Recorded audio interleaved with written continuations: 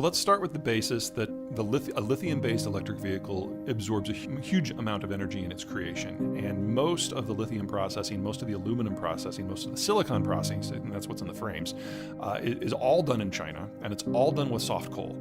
So the carbon footprint for these things is not being factored into most people's carbon assessments when you're determining where the break-even price is in terms of carbon. If you do that, there are any place in the world that runs on a mix that is more than 70% fossil fuel, which is the vast majority, you're talking at a break-even time that approaches a decade, if not more. And that's for light vehicles. You get into heavies, it extends it out considerably. Now, there aren't a lot of EV heavy vehicles, so take that for what it is. So that's problem number one. Problem number two, if you want to electrify transport in North America, you need to double the size of the grid.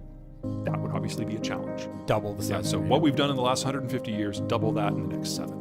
So both of these things are things that politically you can ignore if you want to, and you can throw enough money at it to make it happen. It doesn't make them impossible, just makes them perhaps not the best idea. But there is something out there that makes it impossible. If you want to double the size of the grid, if you want to electrify transport, and if you want to do it on a schedule that people say we want to achieve by 2030, that means we need 3 times as much copper, 4 times as much chromium, 4 times as much aluminum, 10 times as much nickel, 18 times as much graphite. Never in human history have we ever doubled our production of any industrial material in a 10-year period, ever. And we're going to do this for 14 materials now? Simultaneously. Right. And we're losing Russian output, and the Russians are a top 4 producer for about half of this stuff. And we're going to lose the processing capacity in China. So this cannot happen with today's technology. It just can't. The stuff isn't there.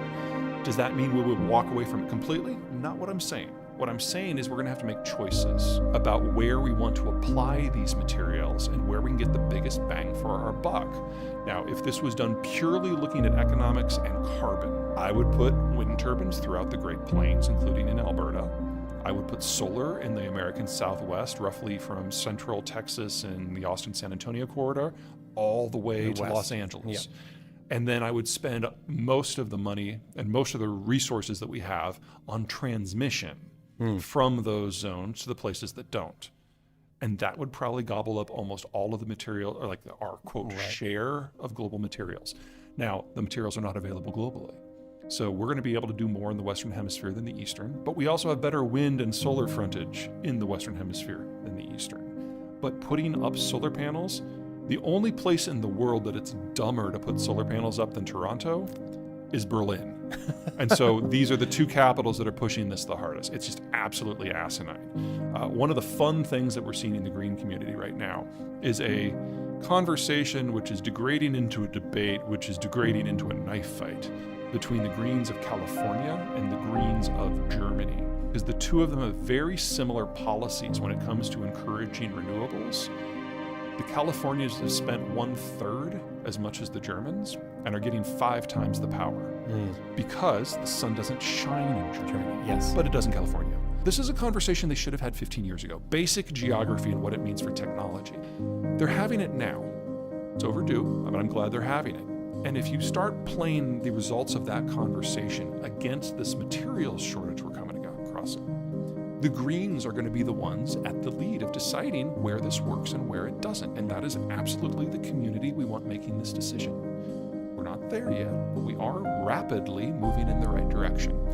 EVs don't make the cut. You would have to have a green system to manufacture them, and you would have to power them with green. It would have to be in a society where everyone can charge their cars at the day, which means they're all working night shift. Right. I am unaware of a metro where that exists. So EVs just don't work in a constrained environment. So you focus on generation where generation does well, and then you use transmission to get it to the next tier of cities beyond that zone. That's still a really good start. Well, let's start with the supply issue because it's relevant for nuclear too. The single largest supplier of uranium to the world is Kazakhstan. And most of that stuff is processed in either China or Russia. So we honestly can't, that's like 40% of global supply that is under a degree of threat right there. So while I certainly agree that nuclear should be part of the solution, we do have an absolute limit as to how big it can get, even before you consider the political obstacles. Saskatchewan does have a lot of uranium too. That is true, and Canada and Australia are the two countries that are expanding their output most quickly, but it's just the process for bringing uranium on doesn't just involve the mine, and then it's the milling, then it's the yellowcake, and then it's the hexafluoride processing and the spinning down. There's a lot of infrastructure steps before you get to fuel. So a really big investment program right now, you're talking minimum 10 years before you actually get the fuel and volume, and that doesn't count the time it takes to build the reactor. So it's a long-term solution if we're going to do it. And then in the United States, at least, we still don't have a fuel disposition program.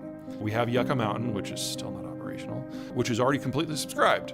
And so everyone's basically leaving them in cooling ponds right on site, which is not, in my opinion, a very viable long-term solution. Now, other countries have come up with ways to make it work better. The technology is there, but it would require multiple acts of Congress to push that forward. And the Soviets, not the Russians, the Soviets were very successful in the 60s in encouraging anti-nuclear sentiment throughout the Western world. I mean, honestly, that's where Greenpeace came from. And a lot of that lingers today. And then, of course, every once in a while you have a Chernobyl or a Fukushima, and that doesn't help. It's probably going to take a new technology, of which there are two that are probably about ready for prototype stage. So one of them is called a pebble bed. It's a fourth generation nuclear facility. The French are probably the closest to building it.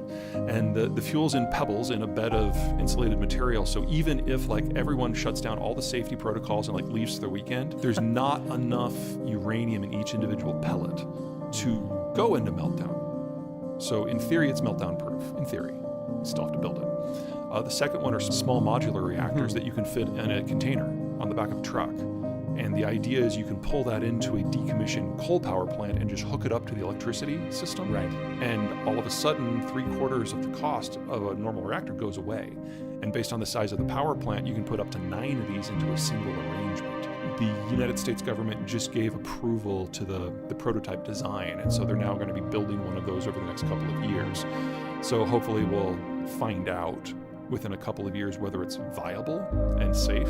But if it is, you still then have to go through the process of bringing it into mass manufacturing. Right. And so you're really talking about 2030 before we get any appreciable movement in this in terms of actually affecting the grid. Yeah, not a short-term solution, but small modular reactors are looked at here, or SMRs. You know, you can walk the streets of Calgary and hear people talking about SMRs, are looked at with a lot of favorability. It's promising. It's promising. But again, no one has built one yet. So let's not get ahead of ourselves. Right. Although many say that American nuclear submarines have very similar different technology. Very different technology. So the water-cooled reactors that are in subs are, if anything, very old technology. Of course. And if you're going to apply those in scale, you're talking about something that is far more proliferation prone than a conventional reactor.